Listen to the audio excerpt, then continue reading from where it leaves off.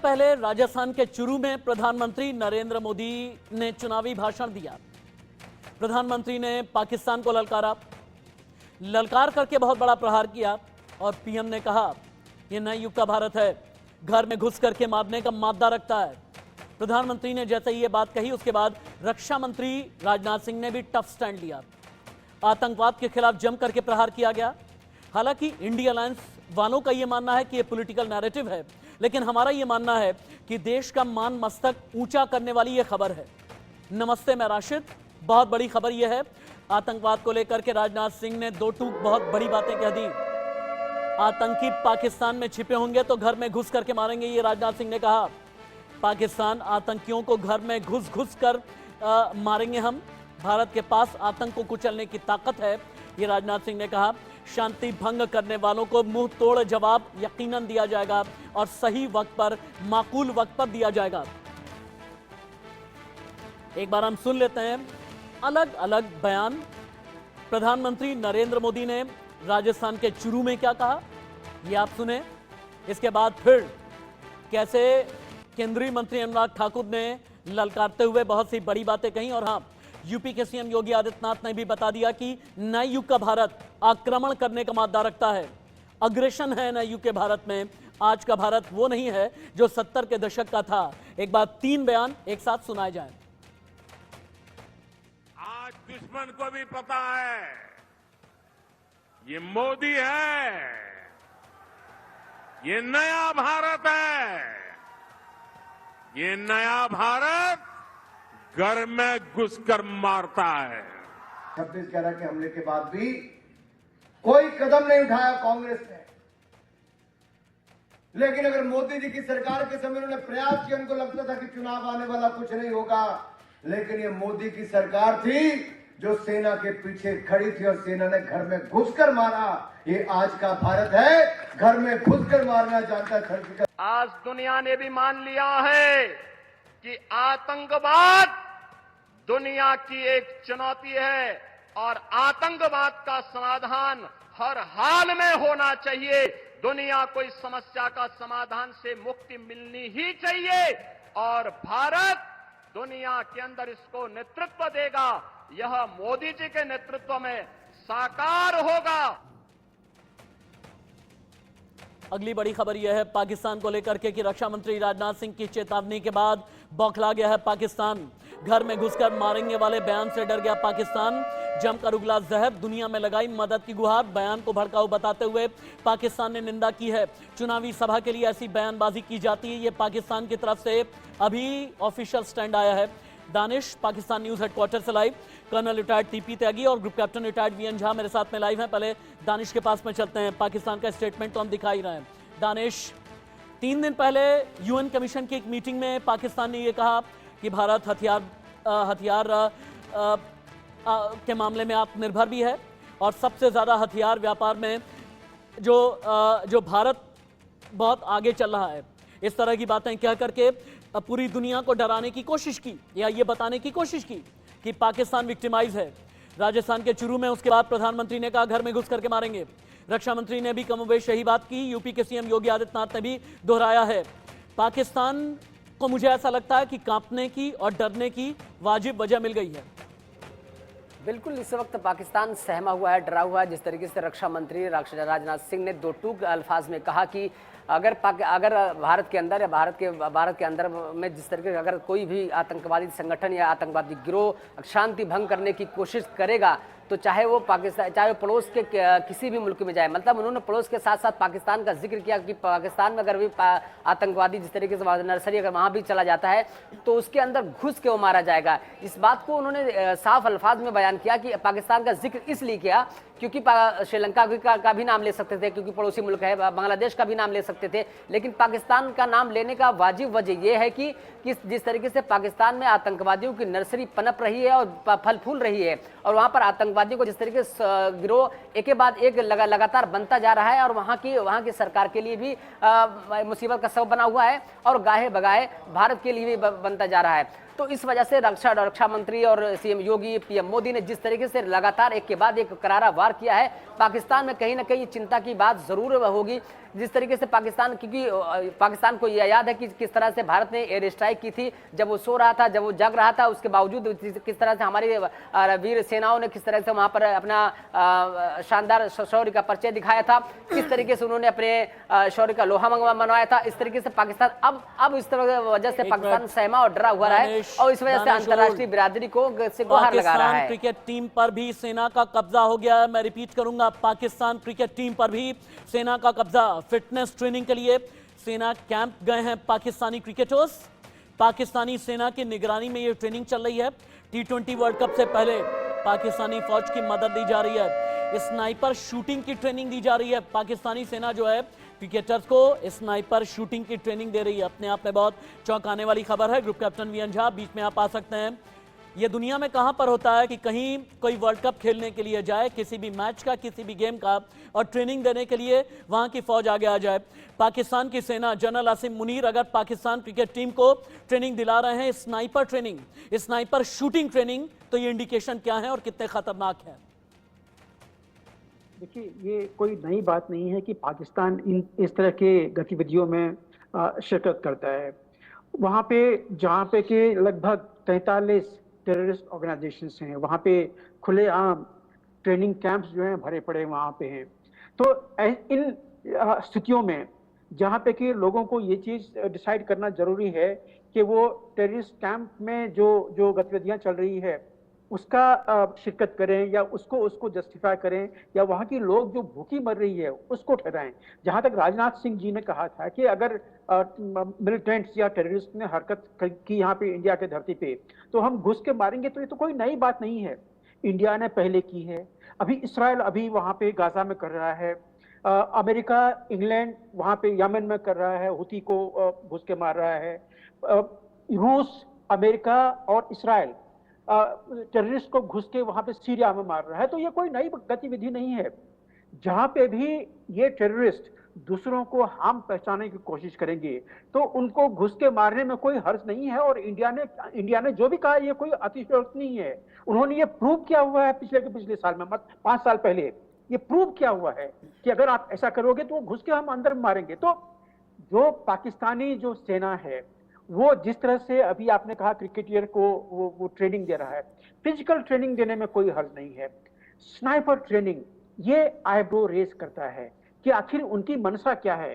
क्या पाकिस्तानी क्रिकेटर्स आके दूसरे देश में जब खेलने जाएंगे तो उनके जो बैग होगा उसमें स्नाइपर राइफल रहेंगे जिससे वो शूटिंग कर सकते हैं।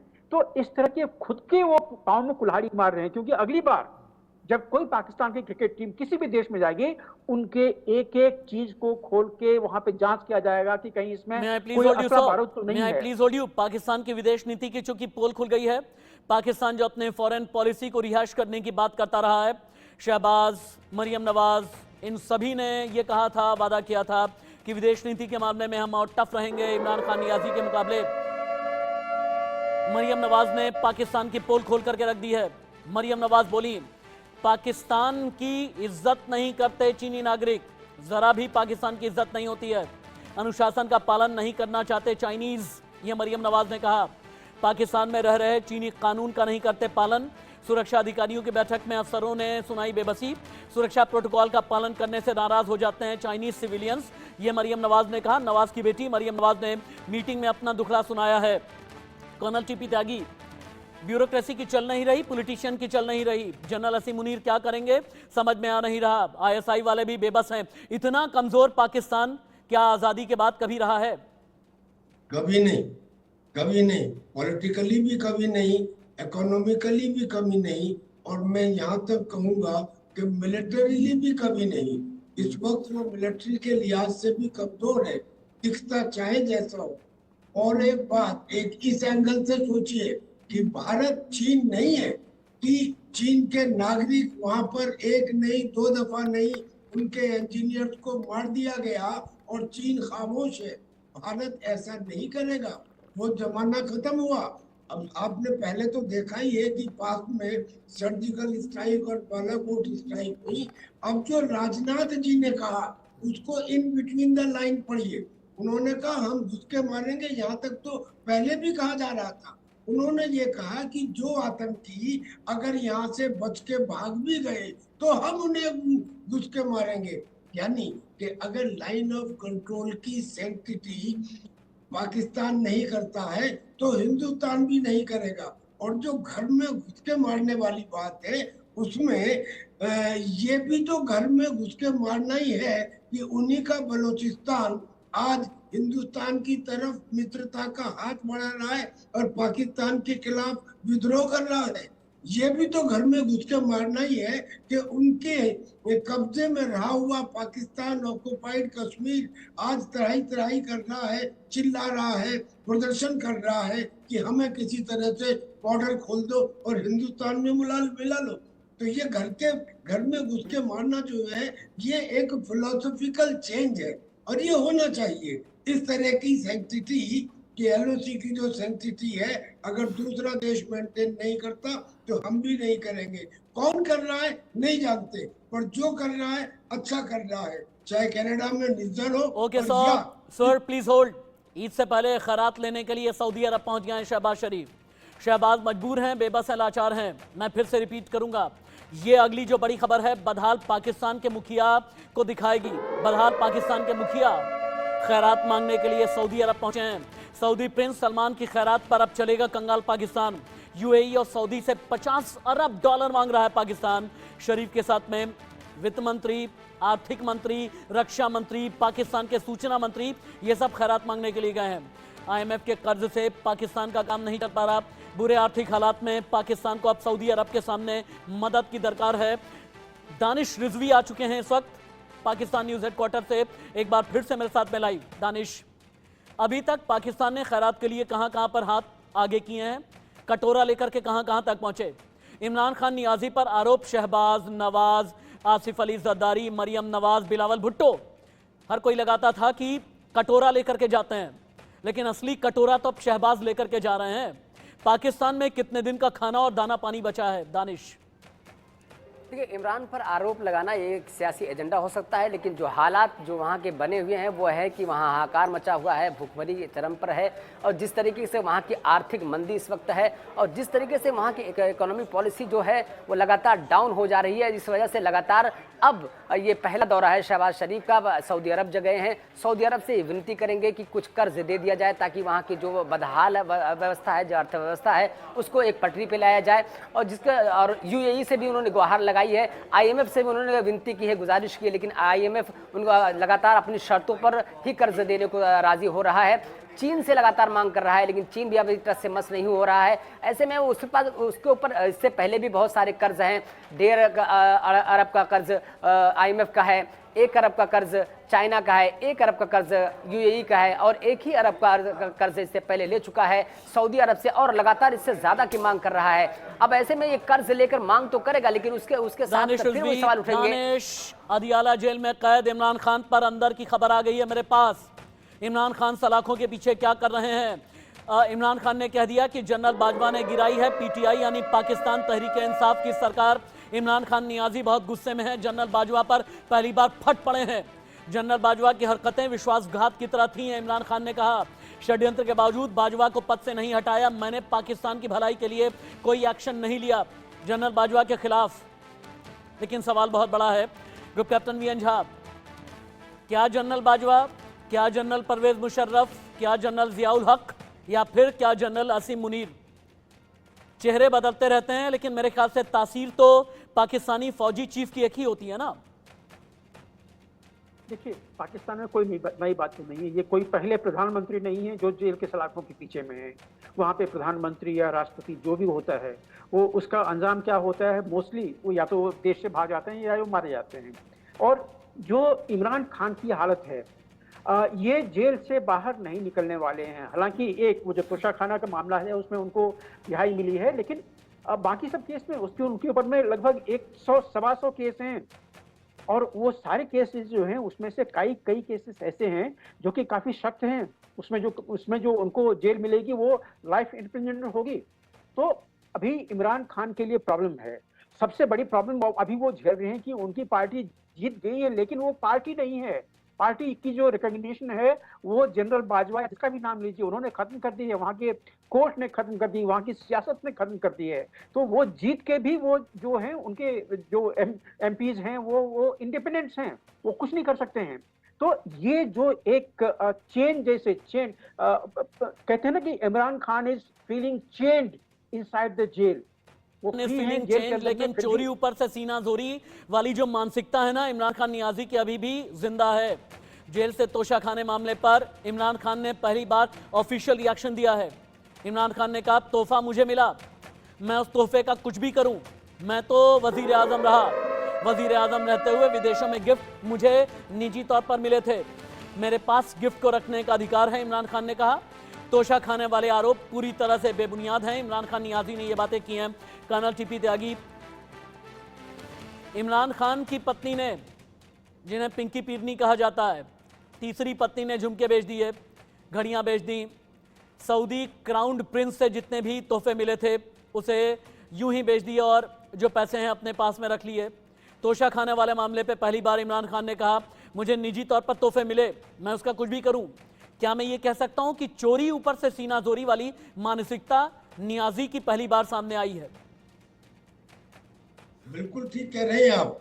ये बिल्कुल, यानी कि क्या इमरान खान को ये तोहफे मिलते अगर वो प्राइम मिनिस्टर ना रहे होते? सवाल यहीं से शुरू होता है।